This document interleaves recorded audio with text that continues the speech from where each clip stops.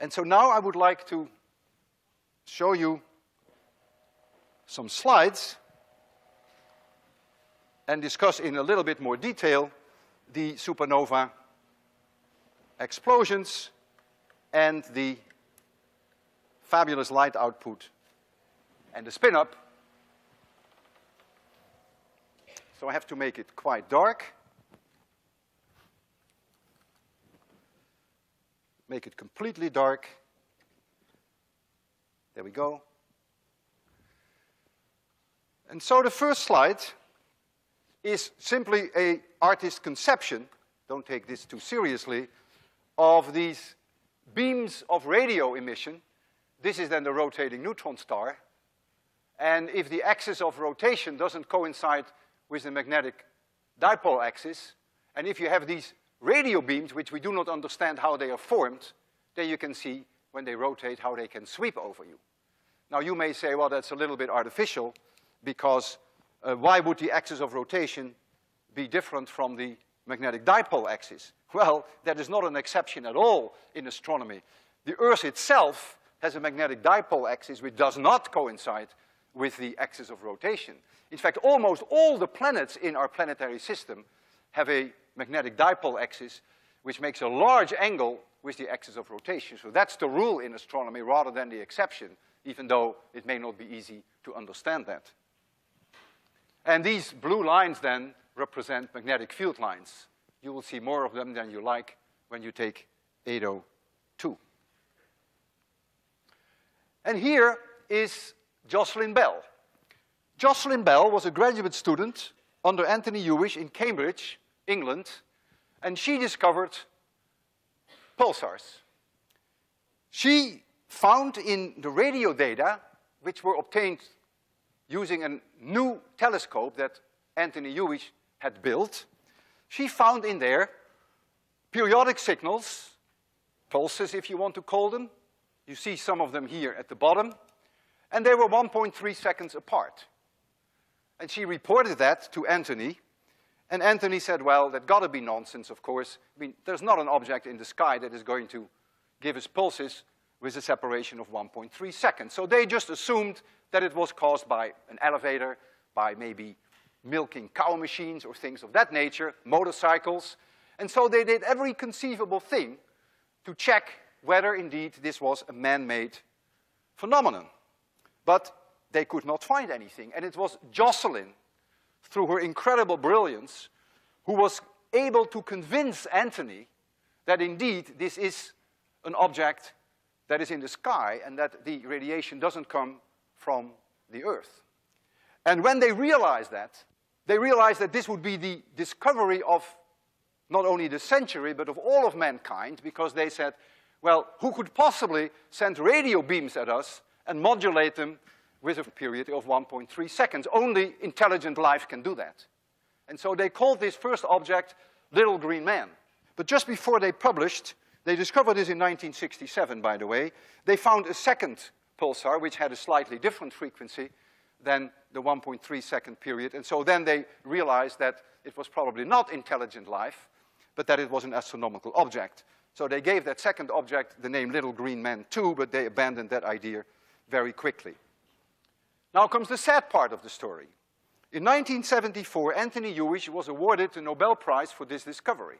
And Jocelyn, who more than deserved it, who really was the discoverer, who was the person who proved that this was astronomical, did not share in the Nobel Prize. It is upsetting. It is sad. I have discussed it with Jocelyn several times. I know her quite well. And she takes it actually very lightly. Too lightly, I think.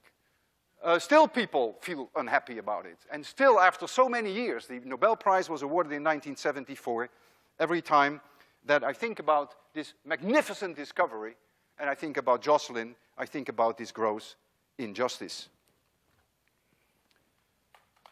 Here we see the Crab Nebula again. We've seen it before. The red filaments that you see here are the result of matter that was blown off when the implosion occurred and when the outer layers bounced off the inner core. And originally they had a speed of about 10,000 kilometers per second, and by now, it is about 1,000 years later, these speeds have has been reduced somewhat. But here at the center, you see the pulsar, and last time I showed you convincing evidence that this is the pulsar because it's blinking at us. It has a diameter of about 7 light years. It is a distance from us of about 5,000 light years. In terms of angular size in the sky, it's about 5 arc-minutes in size, which is about 1/6 of the angular diameter of the moon.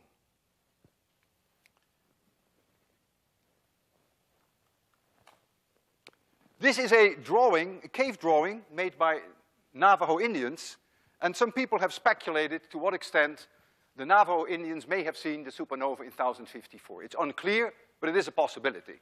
The moon certainly gets very close to the supernova, but it also gets very close to Venus, and so this is something that is not well established, but it is a possibility.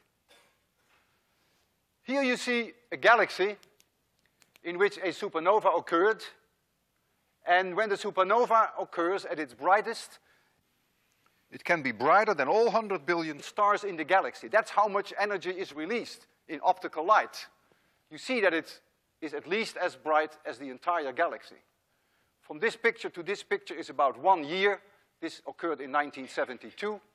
And over the period of 1 year, you can still see this star quite clearly, but it has diminished in strength quite a bit.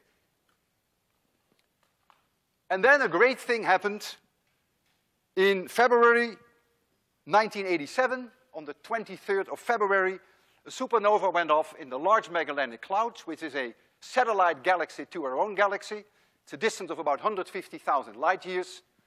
And there was an astronomer who was observing in South America. His name is Ian Sheldon.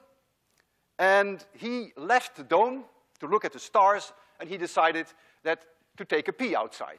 And as he was taking a pee, these were his own words, he looked at the Large Magellanic Clouds, and he said, "Hey, that is funny. That star is not supposed to be there."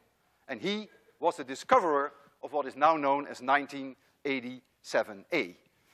An enormous supernova going off so close to where we live. And the next slide shows you the same portion of the Large Magellanic Clouds, and you can clearly see that there is a very bright star. He could see this with his naked eye.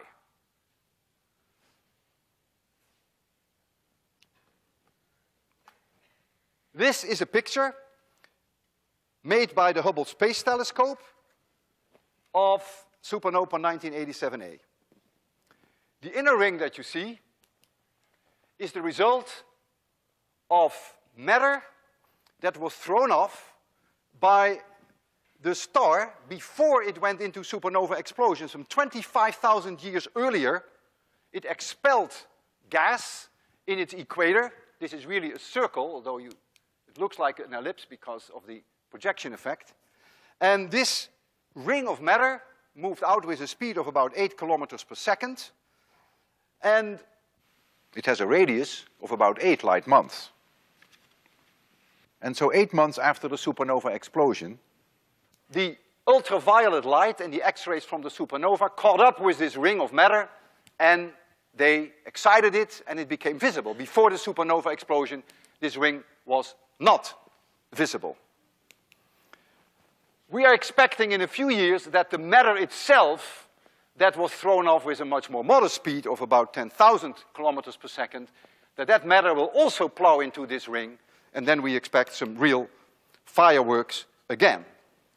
There is no explanation that people agree upon for these two called hourglass rings. They are quite mysterious, and there are papers written on it, and people disagree on their origin. Supernovae explosions in our galaxy and in the Large Magellanic Clouds are quite rare. We expect no more than about 1 in 100 years. The previous one that could be seen with naked eye was in the year 1604. It's called Kepler's supernova. And 1987A was really the first that could be studied with modern equipment, radio observatories, X-ray observatories in orbit around the Earth. With some luck, you may see a supernova explosion naked eye in your life. The chance is no better than 10%. So maybe it will help if occasionally you take a pee outside and you become as famous as Ian Sheldon did, who is now a very famous man. See you Monday.